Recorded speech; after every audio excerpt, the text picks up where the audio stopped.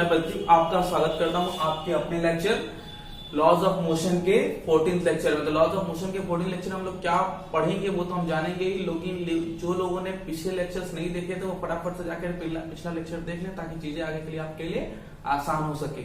तो आज हम लोग बात करने वाले हैं बच्चों आपके फोर्स ऑफ फ्रिक्शन जो तल पर लगते थे, अगर वो किसी इंक्लाइन प्लेन पर लगे तब कैसा होगा। ठीक, तो रुक्ष आनत तल पर घर्षण, आनत तल पर घर्षण। रुक्ष का मतलब होता है बच्चों रफ, ठीक है। तो friction on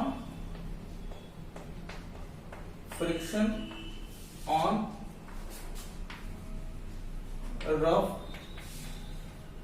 inclined plane, remember rough inclined plane. तो रफ इंक्लाइंड प्लेन कैसा होता है, तो मान लेते हैं कि मेरे पास ये कोई एक इंक्लाइंड प्लेन है जो कि रफ है, खुरदुरा है, और इस खुरदुरे सरफेस पर कोई ब्लॉक सिस्टम रखा हुआ है। ये ब्लॉक सिस्टम सीधी सी बात है एम मास का होगा, तो नीचे की ओर क्या ऑब्जर्व करेगा, mg। और ये मान लेते हैं कि जो हमारा आनत तल है वो थीटा कोण पर झुका हुआ है। आपको बहुत अच्छे से पता है कि ऊपर की ओर एक नॉर्मल लगेगा जिसे हम प्रतिक्रिया कहते हैं। ये याद आपको होगा कि आपके प्रतिक्रिया के ऑपोजिट के साथ mg जब इफेक्टिव ना हो तो एंगल बनाता है, और वो एंगल आपके इंक्लाइन प्लेन पर ही डिपेंड करता है। तो ये थीटा एंगल हो गया। यहाँ से mg का एक कंपोनेंट mg cos थीटा के रूप में, और यहाँ पर एक कंपोनेंट mg sin थीटा के रूप में अलग होता है। ये बच्चों हमेशा ही होता है, तो ये चीजें लगभग आप जल्दी दिमाग में फिट करने की कोशिश करिएगा। यहाँ पर आपने देखा कि ये mg sin थीटा इसको नीचे ले जाने की कोशिश करता है, ठीक। ये जब ये नीचे जाने की कोशिश करता है तो ऊपर की ओर फोर्स ऑफ फ्रिक्शन लगता है, और इसका फोर्स ऑफ फ्रिक्शन इसके गति का विरोध करने की कोशिश करता है। बेसिकली मैं बता दूं कि ये जब नीचे की ओर गति करता है तो इस फोर्स ऑफ फ्रिक्शन का विरोध करने के बावजूद भी सिस्टम अगर नीचे बढ़ रहा है तो जिस एक्सीलरेशन से बढ़ेगा उस एक्सीलरेशन का नाम यहाँ पे परिणामी त्वरण होगा। आइए, तो पहला केस ये है कि यदि गुटका नीचे की ओर गतिमान, अगर गुटका नीचे की ओर गतिमान है, मतलब गुटका सिस्टम नीचे की ओर जा रहा है, किसके वजह से जा रहा है, mg sin थीटा के वजह से जा रहा होगा, ठीक है। तब इस पर परिणामी बल निकालेंगे। तो परिणामी बलों की कहानी क्या होगी, ये हो जाएगा आपका mg sin theta minus fs, या f लिख सकते हैं यहाँ पे क्योंकि अभी तो गति में आ गया, इज इक्वल टू, क्योंकि सिस्टम अभी भी नीचे ही जा रहा है तो जीता आपका ये है क्योंकि इसके डायरेक्शन में रिजल्टेंट काम करेगा, ma लिख सकते हैं आप यहाँ पे, ठीक। इसका नाम इक्वेशन नंबर 1 दे दीजिए। आप थोड़ा बात कर सकते हैं दूसरे फैक्टर पर। यहाँ पे नॉर्मल किसको बैलेंस कर रहा है, mg cos थीटा को, तो यहाँ से mg cos theta is equal to लिखा जा सकता है आपका नॉर्मल। क्लियर बात, ये हो गया इक्वेशन नंबर 2। सिंस हम जानते हैं कि फ्रिक्शन को हम लोग लिखते हैं, सिंस हम लोग फ्रिक्शन को क्या लिखते हैं, फ्रिक्शन को लिखते हैं F is equal to mu n। Mu आपका घर्षण गुणांक होगा, तो ऐसे केस में आप यहाँ पर लिख सकते हैं क्या, mg sin थीटा जो कि आनत तल का कोण है, ये म्यू n और इज इक्वल टू ma। यहाँ से n की जगह पे ये वाली वैल्यू पुट कर दीजिए वहां पर, और देखोगे बच्चों आप कि जैसे ही यहाँ पुट करोगे तो दोनों साइड यहाँ पर m, यहाँ पे n और यहाँ पे n कॉमन हो जाएगा। मैं डायरेक्ट लेके कॉमन निकालने की कोशिश करूंगा, तो mg निकालना चाहते हैं हम, और यहाँ पर अंदर बचा sin थीटा माइनस म्यू तो रहेगा बच्चों, और यहाँ पे साथ में होगा cos theta is equal to ma। ये m बच्चों इस m से कैंसिल हुआ और a की वैल्यू मिली g sin theta minus mu cos theta. लीजिए, ये आपका एक्सेलरेशन हो गया किसका, इस ब्लॉक सिस्टम का एक्सेलरेशन कहां की ओर, नीचे की ओर, ओके। दूसरा, यदि गुटके को F बल द्वारा ऊपर की ओर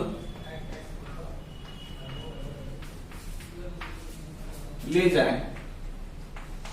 तो अगर ऊपर की ओर ले जाएगा मतलब क्या होता है, मेरे पास ये ब्लॉक सिस्टम अगेन होगा, ये लीजिए यहाँ पे रख दिया, और जैसे ही हमने यहाँ पे रख दिया तो नीचे की ओर तो आपको पता ही है mg काम करेगा, इंक्लाइन प्लेन थीटा एंगल पर है, ऊर्ध्वाधर ऊपर की ओर आपको नॉर्मल देखने को मिलेगा, प्रतिक्रिया जो कि तल के संपर्क में ऊपर होगी, जो आपको थीटा यहाँ देखने को मिलेगा वही n के ऑपोजिट mg के साथ थीटा यहाँ देखने को मिलेगा। ये आपने फोर्स लगा दिया ऊपर की ओर, ये फोर्स ऊपर की ओर लग गया। आप ब्लॉक को ऊपर ले जाना चाहते हैं तो नीचे की ओर क्या लगेगा, फोर्स ऑफ फ्रिक्शन या फिर फोर्स स्मॉल f दिखा सकते हैं। सेम आप कह सकते हैं कि यहाँ mg के दो कंपोनेंट होंगे, that is mg cos theta, और यहाँ पर होगा आपका mg sin theta. mg sin theta नीचे की ओर, फ्रिक्शन भी नीचे की ओर, और वहां पर आप देख पा रहे हो कि आपका जो फोर्स है वो ऊपर की ओर है। अब यहां से अगर मैं रिजल्टेंट लिखने की कोशिश करूं और ये पता करने की कोशिश करूं कि कितना फोर्स लगा के हम ब्लॉक को ऊपर ले जा सकते हैं, तो ऐसे केस में वो फोर्स हम इसमें निकालेंगे। आइए निकालते हैं। आइए परिणामी बल, अब परिणामी बलों के बारे में बात होगी। परिणामी बल किस पर, गुटके पर। तो गुटके पर परिणामी बल कितना होगा, सबसे पहले गुटके पर परिणामी बल निकालने के लिए आपको F को इससे बैलेंस करना होगा अगर आप एक समान वेग से लेके जाना चाहते हैं। ठीक है, तो F is equal to mg sin theta plus small f। ये कब की बात है, जब आप इस ब्लॉक को एक समान वेग से ऊपर ले जाएंगे, किस बल से, F बल से, तब की कहानी है इक्वेशन नंबर 1। अगेन तथा अगर मुझे दूसरे केस में बात करनी हो तो यहाँ पे n किसको बैलेंस करता है, mg cos थीटा को। तो यहां से आपने लिख लिया n is equal to mg cos theta. लीजिए ये भी हो गया, इसका नाम आपने लिख देना है इक्वेशन नंबर 2। यहाँ पे ये बात तैयार हो गई। अगेन अगर मैं यहां से बात करूं फोर्स ऑफ फ्रिक्शन को थोड़ा सा और एक्सप्लोर करने की, तो क्या किया जा सकता है, सिंस हम जानते हैं कि फोर्स ऑफ फ्रिक्शन को म्यू एन लिखा जाता है, म्यू इनटू नॉर्मल, मतलब कि आपके सीमांत स्थैतिक घर्षण बल में हमने देखा था और गतिक में भी यही फॉर्मूला होता है। इसको यहाँ पे आप रख सकते हैं। ठीक है, तो रख दीजिए। तो तब यहाँ पे capital F is equal to हो जाएगा आपका mg sin थीटा प्लस यहाँ पे हो जाएगा म्यू n, और n के जगह पे आप देख ही पा रहे हैं, तो यहाँ पे F इज इक्वल टू हो जाएगा mg sin थीटा और प्लस म्यू, और n के जगह पे आप लिख सकते हैं mg cos थीटा। लीजिए यहां से आपने f की वैल्यू निकाल ली, और f की वैल्यू जो मिली वो मिली आपको F is equal to mg sin theta plus mu cos theta. लीजिए तो ये है आपका वो फोर्स जिससे हम इस सिस्टम को एक समान वेग से ऊपर ले जा सकते हैं। मान लीजिए कि अगर आपसे कोई कहता है कि इस ब्लॉक सिस्टम को अगर मैं किसी एक्सीलरेटेड मोशन से जल्दी से, मतलब किसी त्वरित गति से ले जाना चाहता हूं, तो क्या करें, देखते हैं। यदि इस ब्लॉक को किसी त्वरित गति से, मतलब किसी एक्सेलरेशन से अगर ले जाना होगा, तो उसके लिए हमें एक और फोर्स की जरूरत पड़ेगी। मान लीजिए कि हम एक और फोर्स लगाते हैं जिसका नाम है P। टेक P कोई फोर्स है, तो यदि कैपिटल P बल द्वारा गुटके को त्वरित गति से ऊपर ले जाए, तब क्या होगा। ऐसे केस में आप लिखेंगे क्या कि आपका ये वाला फोर्स तो लगा ही है, और आप जानते हो कि आपको ये वाला फोर्स लगा रखा है और ये फोर्स आपने नीचे से ऊपर की ओर लगा रखा है।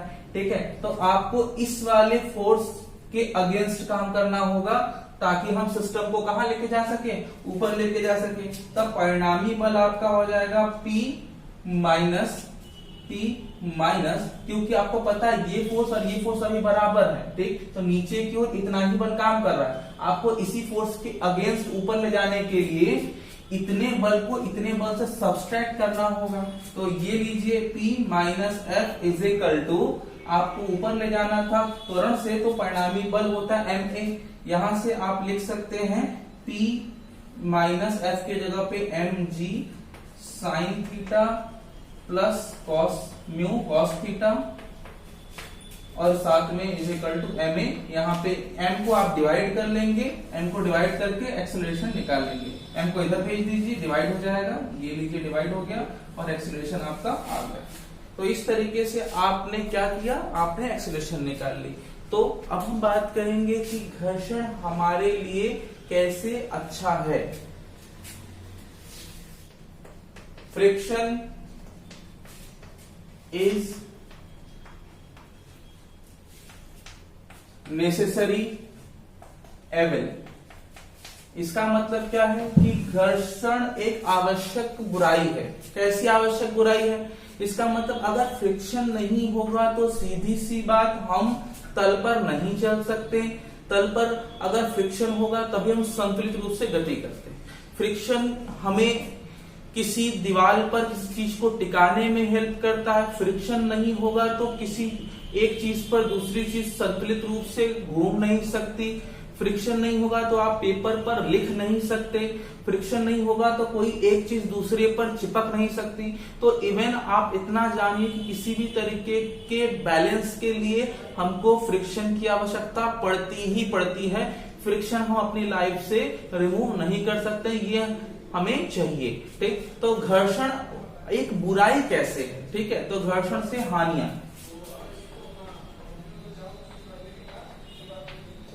घर्षण से हानियां,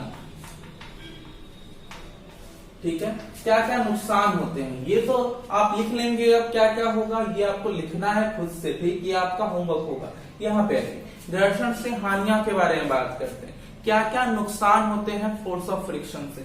तो मैं बता दूं कि देखिए, ज्यादा फ्रिक्शन कोई भी चीजें हो जाती हैं तो नुकसान ये होता है कि हमें बहुत ज्यादा एफर्ट लगाना पड़ता है। अगर साइकिल के या फिर किसी मशीनों के या फिर पार्ट्स में ज्यादा फ्रिक्शन होगा तो एनर्जी ज्यादा लगेगी, ज्यादा हीट, ज्यादा एनर्जी कंज्यूम होगी। तो ज्यादा फ्रिक्शन से एनर्जी ज्यादा कंज्यूम होती है। तो पहला क्या है, घर्षण अधिक होने से,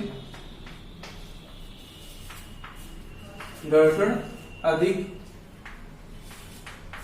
होने से ऊर्जा क्षय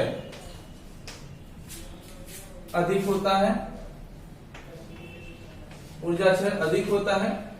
तो ये चीजें अच्छी तो है नहीं। ऊर्जा क्षय, चाहे हमारे मैकेनिकल एनर्जी खत्म हो, चाहे मशीन से आप पेट्रोल से या फिर किसी एक्स्ट्रा इलेक्ट्रिकल एनर्जी से एनर्जी खर्च कर रहे हैं, खर्च तो हो रही है। तो दूसरी बात क्या है, ज्यादा फोर्स ऑफ फ्रिक्शन से आपकी मशीनों के जो पार्ट्स वगैरह होते हैं, कलपुर्जे होते हैं, वो जल्दी ही खराब हो जाते हैं, ठीक है। तो घर्षण अधिक होने से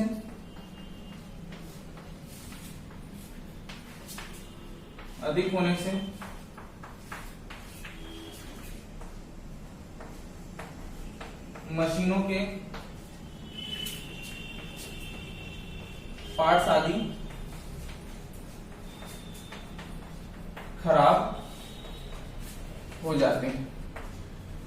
तो ये नुकसान हुआ, हमें सीधे मशीनों का ही नुकसान होता है। क्लियर। तो यहां पर आपने हानियां देख ली। अब हम क्या करें, घर्षण अच्छी चीज भी है, घर्षण से नुकसान भी हो रहे हैं, तो हम क्या करें। तो एक काम कर सकते हैं, घर्षण को कम करते हैं ताकि हम अपना काम भी करें और एनर्जी लॉस भी कम हो। तो घर्षण कम करने के उपाय,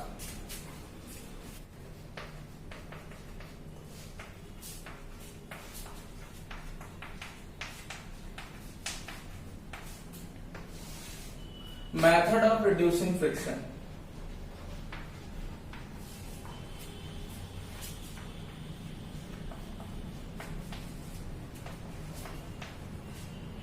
मेथड ऑफ रिड्यूसिंग फ्रिक्शन, कैसे कैसे हम फोर्स ऑफ फ्रिक्शन को रिड्यूस कर सकते हैं। तो पहला जो मेथड है उसके निम्नलिखित मेथड है, आप लिख लेंगे कि घर्षण को कम करने के निम्नलिखित उपाय हैं, मतलब फंडामेंटल कुछ हमारे पास मेथड है। क्या है? पहला, using lubricant. Using lubricant, lubricants मतलब हम स्नेहक का प्रयोग करके, स्नेहक का प्रयोग करके मतलब ग्रीस का, ऑयल का, इन सब का प्रयोग करके फोर्स ऑफ फ्रिक्शन को कम कर देते हैं। आपने देखा होगा कि जब भी कोई मशीनें बनाई जाती है उसमें ग्रीस लगा दिया जाता है।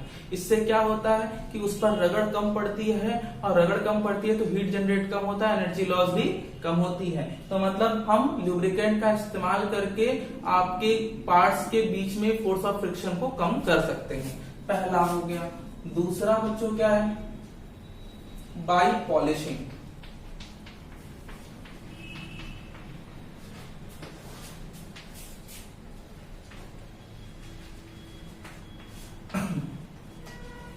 पॉलिश करके, पॉलिश करना है मतलब अगर दो चीजों को आपस में आप सरफेस पर पॉलिश कर दें तो फायदा क्या होता है कि अगर सरफेस पॉलिश होगा तो ये इंटरलॉकिंग कम होगी, मतलब दो रफ सरफेस आपस में इंटरलॉक कम होंगे। इंटरलॉक नहीं समझ रहे हैं तो जाइए आप पहला लेक्चर देखिएगा फ्रिक्शन का, जिसमें हमने बताया था कि इंटरलॉकिंग कैसे होती है।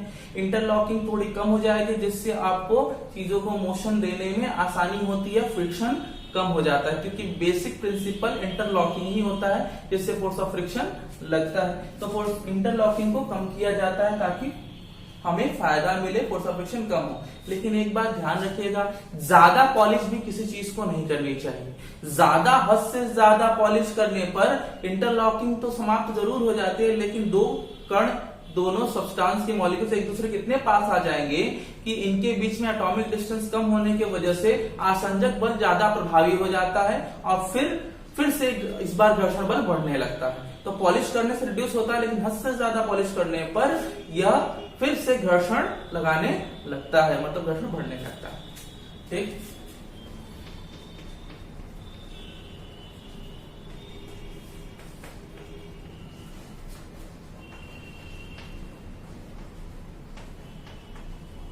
Using ball bearings. Ball bearing का मतलब क्या होता है? बॉल बियरिंग आप सुने ही होंगे। आपने अगर किसी भी तरीके का घूमने वाला डिवाइस देखा है, जैसे कि या तो फैन देखा हो या तो साइकिल देखी हो, जो अपनी एक्सिस पर घूमते हैं, उनमें छोटे छोटे बॉल्स लगे होते हैं। बॉल्स कुछ इस तरीके से आपने देखा होगा। ये एक बाहर का सिस्टम होता है, ये अंदर का सिस्टम होता है। अंदर वाला अगर घूमेगा तो बाहर वाले को अगर घुमाना चाहते हैं आप, तो बाहर वाले के रिस्पेक्ट में ये बॉल्स जो है वो बाहर वाले सिस्टम को, मतलब इधर वाले इसको घूमने के लिए हेल्प करती हैं। इससे क्या होता है, ये सब मिल करके घूमने में हेल्प करेंगी, तो इससे रोलिंग फ्रिक्शन मिल जाता है, और रोलिंग फ्रिक्शन से आपको फोर्स ऑफ फ्रिक्शन कुछ रिड्यूस मिलता है, कम मिलता है। तो बॉल बेयरिंग हमेशा घूमने वाली चीजों में यूज कर लेते हैं ताकि घर्षण कम हो, क्योंकि ये रोल करेंगे तो बाहर वाला इसके रिस्पेक्ट में रोल करेगा, घर्षण कम हो जाएगा। बात समझ आ रही? ये इसके डिपेंडेंट है और ये इसको बाहर वाले को घुमाने में अब कैपेबल है, घुमा सकता है। तो ये एक मेथड हो गया बॉल बेयरिंग। बॉल बेयरिंग हर जगह यूज होता है। यही बॉल बेयरिंग अगर कट जाती है तो इनको सपोर्ट नहीं मिलता और आपस में ये टकराने लगते हैं और आवाज करते हैं और फिर चलना मुश्किल हो जाता है, क्योंकि सारा सपोर्ट यही बॉल उठाए हुए है, इसीलिए इसको बॉल बियरिंग कहते हैं। बात क्लियर है? ओके, तो नेक्स्ट है बच्चों हमारा जो चौथा पार्ट है, उसको हम कहते हैं यूजिंग सफिशिएंट मटेरियल।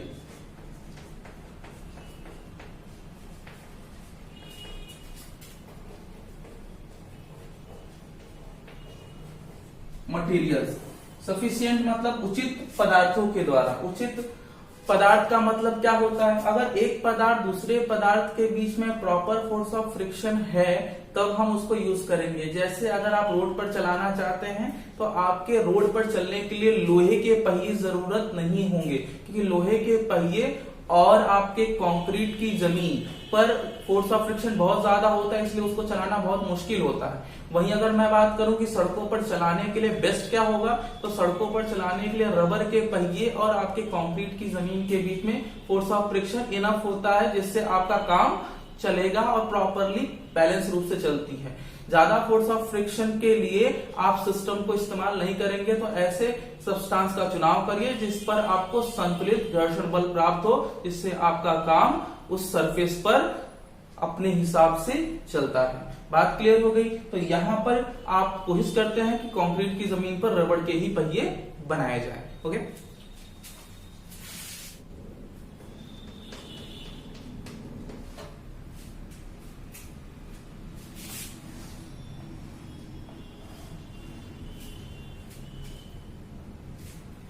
एक क्षैतिज तल है बच्चों, एक क्षैतिज तल है।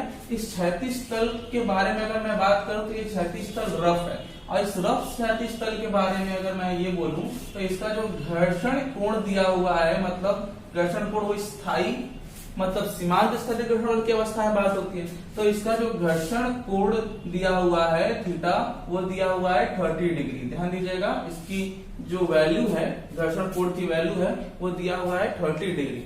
आपको बताना ये है कि इसका घर्षण गुणांक कितना होगा, मतलब कि ब्लॉक और सरफेस के बीच में घर्षण गुणांक निकालना है। कैसे निकालेंगे, आपको याद होगा ये क्वेश्चन कंप्लीट है। अब आपको घर्षण गुणांक निकालना है, तो सिंस थीटा की वैल्यू 30 डिग्री दी हुई है, तो आपको निकालना है, यदि घर्षण गुणांक मतलब म्यू निकालना है, तब आपको फॉर्मूला पता होगा कि tan theta s is equal to सीमांत स्थिति घर्षण बल में ये म्यू के इक्विवेलेंट होता है। तो आप इसको लिख सकते हो tan 30 degree is equal to mu.